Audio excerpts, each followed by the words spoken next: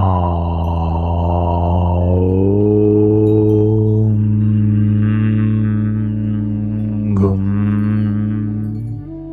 ഗുരുഭ്യോ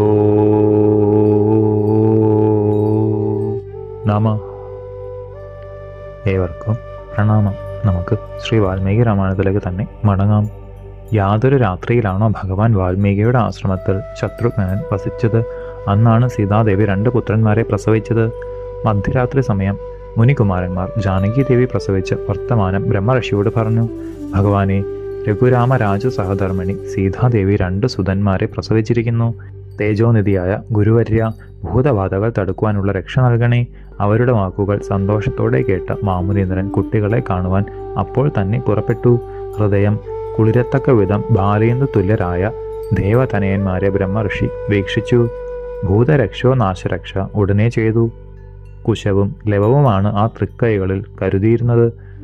അവയെ കൊണ്ടാണ് ഭൂതനാശരക്ഷകൾ വൈദികോത്തമൻ ചെയ്തതും. ഇങ്ങനെ അരുളി ചെയ്യുകയും ചെയ്തു. ഈ ഉണ്ണികളിൽ അഗ്രജനെ മന്ത്രഭൂതങ്ങളായ ഈ കുശങ്ങളാൽ ഞാൻ സ്പർശിക്കുകയും തലോടുകയും ചെയ്യുന്നു. ഇവന് കുശൻ എന്നായി തീരും നാമധേയം. അനുജനെ ലവത്താൽ തടവുകയാണ്. വൃദ്ധ താപസികൾ ഇവയെ കൊണ്ട് തഴുകി കുട്ടികളെ കുളിപ്പിക്കണം. ലവം സ്പർശിക്കുന്ന കുമാരൻ്റെ പേർ ലവൻ എന്നാണ്. ഇരട്ടപെറ്റ ഈ ഓമന കുട്ടികൾ കുശൻ ലവൻ എന്ന് ഞാനിട്ട പേരിനാൽ ലോകമെങ്ങും പുകഴാർന്നവരാകും. ബ്രഹ്മർഷിയുടെ കയ്യിൽ നിന്ന് ആ രക്ഷകൾ നിഷ്കളങ്കകളായ വൃദ്ധ താപസികൾ സശ്രദ്ധം വാങ്ങി കുമാരന്മാർക്ക് സർവ്വവിധ ഭൂതപിശാചാദി ബാധാരക്ഷ നൽകി. ഇത്തരത്തിൽ ഗോത്രനാമവും കർമ്മവും വൃദ്ധ താപസികൾ ചെയ്തതും ശ്രീരാമചന്ദ്രന്റെ പേർ ചൊല്ലുന്നതും അർദ്ധരാവിൽ തന്നെ ശത്രുഘ്നൻ കേട്ടു. സീതാദേവിയുടെ പ്രസവ വർത്തമാനം ജീവിതത്തിൽ ഏറ്റവും അധികം പ്രിയമേകിയ സത്വാർത്ത കുമാരനെ രോമാഞ്ചമണിയിച്ചു. പർണശാലാന്തർഭാഗത്തെത്തി അമ്മേ, ഞാൻ അതിരറ്റ ഭാഗ്യവാനാണ് എന്ന് പ്രണമിച്ചുകൊണ്ട് പറഞ്ഞു. വർഷകാലത്തിലെ ചിങ്ങമാസം തിരുവോണ ദിവസം രാത്രി ആഹ്ലാദം നിറഞ്ഞുകൊണ്ട് ശത്രുഘ്നന് കഴിഞ്ഞു. മഹാവീരനായ കുമാരൻ പ്രഭാതത്തിൽ പൂർവാന കൃത്യങ്ങളെല്ലാം ചെയ്ത് ബ്രഹ്മഋഷിയെ പ്രണമിച്ച് അനുവാദത്തോടെ യാത്ര തിരിച്ചു. കാളിന്തി നദിയുടെ തീരത്തിലെത്തുവാൻ 7 ദിവസങ്ങൾ വേണ്ടിവന്നു. പുണ്യശ്ലോകന്മാരായ മാമുനീശ്വരന്മാരുടെ കൂടെയാണ് അന്ന് വസിച്ചത്.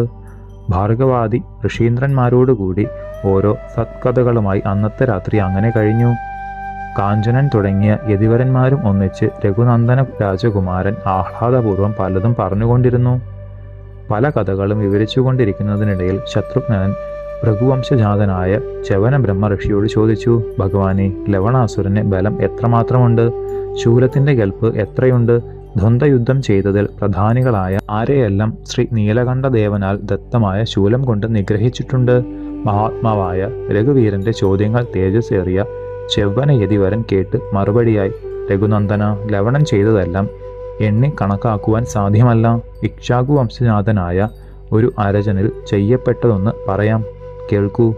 അവനീന്ദ്രവരനായ യുവനാശ്വ സുതൻ മഹാബലവാനും മുപ്പാരിലും പുകൾ പൈറ്റവനുമായ മാന്ധാതാവ് അയോധ്യയിൽ വാണുകൊണ്ടിരിക്കുന്ന കാലം പാർത്തലമെല്ലാം അയോധ്യാധിപൻ കീഴടക്കി. ദേവലോകത്തെ കൂടി വിജയിക്കുവാൻ ഒരുക്കം തുടങ്ങി. സുരവരന്മാരും ദേവേന്ദ്രനും മാന്ധാതാവ് സ്വർഗലോകം കീഴടക്കുവാൻ തയ്യാറാകുന്നു എന്ന് അറിഞ്ഞപ്പോൾ തന്നെ ഭയതരളിതരായി.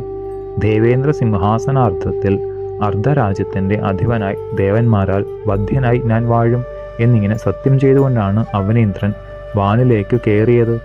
ഇന്ദ്രന് നരപാലകന്റെ ദുരാശയം മനസ്സിലായി.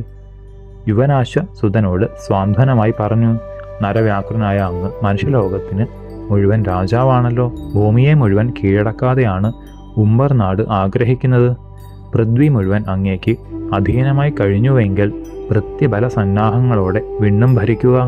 യുവനാശ്വ തനൂജർ വാനോർനാഥനോട്, ഹേ പുരന്തര, മഞ്ഞിടത്തിൽ എൻ്റെ ആജ്ഞ അനുസരിക്കാത്തൊരു സ്ഥലം എവിടെയുണ്ട്? ഭൂപാലകനായ മാന്ധാതാവേ, മധുവനത്തിൽ മധു എന്നവൻ്റെ പുത്രൻ ലവണൻ എന്ന് പ്രസിദ്ധനായ അസുരൻ അങ്ങയുടെ കൽപ്പന ഒട്ടും തന്നെ കൂട്ടാക്കുന്നില്ല. അണ്ടർകോൻ പറഞ്ഞു. കൊടിയ വർത്തമാനം കേട്ട് നരവരൻ തല താഴ്ത്തി ഒന്നും മിണ്ടിയതുമില്ല. ലജ്ജ അത്രമാത്രം അരജനുണ്ടായി. ഇന്ദ്രനോട് യാത്രയും പറഞ്ഞ് വീണ്ടും അന്യലേക്ക് പോന്നു. ശ്രീമാനായ നരേശ്വരൻ, ഭൃത്യന്മാർ, സൈന്യങ്ങൾ എന്നിവരോടൊത്ത് അതിക്രോധത്തോടെ മധുവനത്തിൽ ലവണനെ വിജയിക്കുവാൻ വന്നെത്തി. യുദ്ധത്തിന് ലവണൻ നേരിട്ട് വരുവാൻ ശത്രുമർദ്ദനായ മാന്ധാതാവ് ഒരു ദൂതനെ അയച്ചു. മധുപുത്രനോട് അപ്രിയ വാക്കുകൾ അനേകം അവർ പറഞ്ഞു. കോപിച്ച ലവണൻ ആ ദൂതനെ പിടിച്ചുവെച്ചു. പറഞ്ഞയച്ചവനെ കാണാതായപ്പോൾ മന്നവൻ അരിശമാർന്ന് അസുരനെ സമീപിച്ച് നിശിതങ്ങളായ ബാണങ്ങൾ തുരുതുരെ വർഷിച്ച് വിഷമിപ്പിച്ചു. ചിരിച്ചുകൊണ്ട് ലവണൻ ശൂലത്തെ എടുത്ത് തൻ്റെ ശത്രുക്കളെ മുഴുവൻ നശിപ്പിക്കുവാൻ ഉദ്ദേശിച്ച് ചാട്ടി. ആ ഉത്തമായുധം കത്തി ജ്വലിച്ചു. ആന, കുതിര, തേര്, കാലാൾ തുടങ്ങിയ എല്ലാ സൈന്യങ്ങളെയും അരജനെയും ചാമ്പലാക്കി ശൂലം ലവണകരത്തിൽ മടങ്ങിയെത്തി. അയോധ്യ മഹാരാജാവിനെ സർവ്വസൈന്യങ്ങളോടുകൂടി ഇങ്ങനെ ഭസ്മമാക്കിയ ശൂലത്തിൻ്റെ ബലം അമേയമാണ്. എന്നാൽ കുമാര, ശൂലം എടുക്കുന്നതിന് മുമ്പായി നാളെ പ്രഭാതത്തിൽ ലവണനെ വധിക്കുവാൻ അങ്ങേക്ക് സാധിക്കും.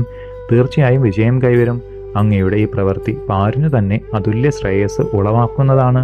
ശത്രുഘ്നകുമാര, ദുർബുദ്ധിയായ ലവണന്റെയും ഘോരതരമായ ശൂലബലത്തെയും പ്രതാപശാലിയും മഹാവീര പരാക്രമിയുമായ മാന്ധാതൃ നരപാലന്റെ അന്ത്യത്തെയും വിവരിച്ചു.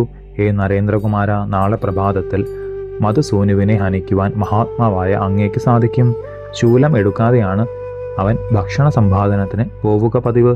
ആ തക്കത്തിൽ പോരിന് വിളിക്കണം. ഏറ്റവും ദുഷ്ടനായ ആ രാക്ഷസ പ്രമുഖനെ വധിക്കുവാൻ അങ്ങേക്ക് സാധിക്കും. ശേഷം ചരിതം നമുക്ക് അടുത്ത ഭാഗത്തിലൂടെ കാണാം. ഗുരുപാദങ്ങളിൽ സാഷ്ടാംഗ പ്രണാമത്തോടെ നമസ്കാരം.